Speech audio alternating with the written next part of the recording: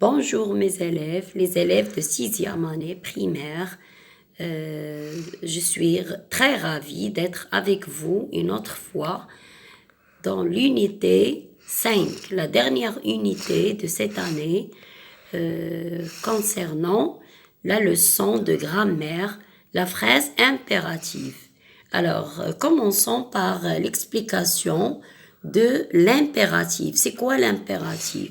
Alors, l'impératif, on conjugue toujours le verbe aux trois personnes, deuxième personne de singulier, tu, et première personne de pluriel, nous, et deuxième personne de pluriel, vous, mais sans écrire le pronom personnel sujet.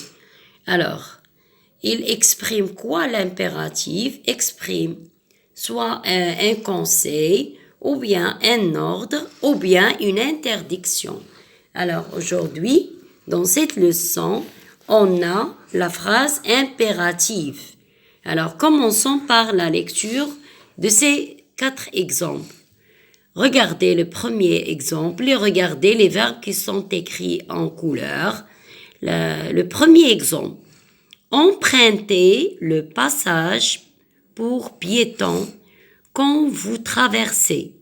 Alors, empruntez le passage pour piétons quand vous traversez. Alors, c'est le premier exemple. On a ici, on a conjugué le verbe ici aux deuxième personne de pluriel, c'est vous, mais sans écrire le pronom personnel sujet. Empruntez. Deuxième exemple, respectons le code de la route. C'est la première personne, nous, de pluriel. Ne traversez pas quand le feu est rouge. Alors ici, on a ne pas. C'est une interdiction. Ne pas. Regardez, ne et pas, il encadre le verbe. Toujours ne, plus verbe, plus pas. Arrête de jouer au ballon dans la rue. Tu risques de te faire écraser. Alors, comme on a dit, ces phrases-là sont des phrases impératives. C'est quoi les phrases impératives? Elles expriment l'impératif.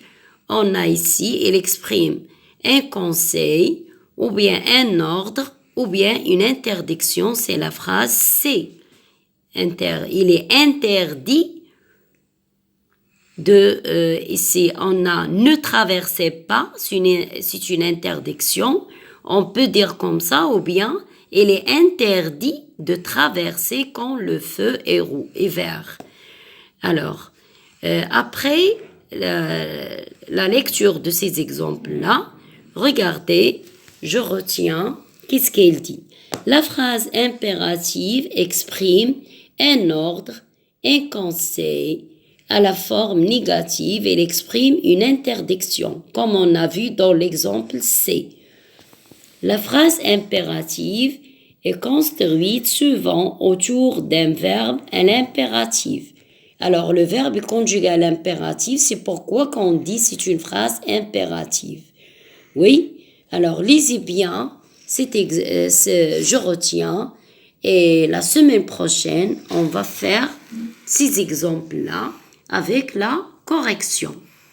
La prochaine séance, on va faire une leçon de conjugaison. Oui, concernant aussi l'impératif dans cette unité. Alors, merci, à bientôt.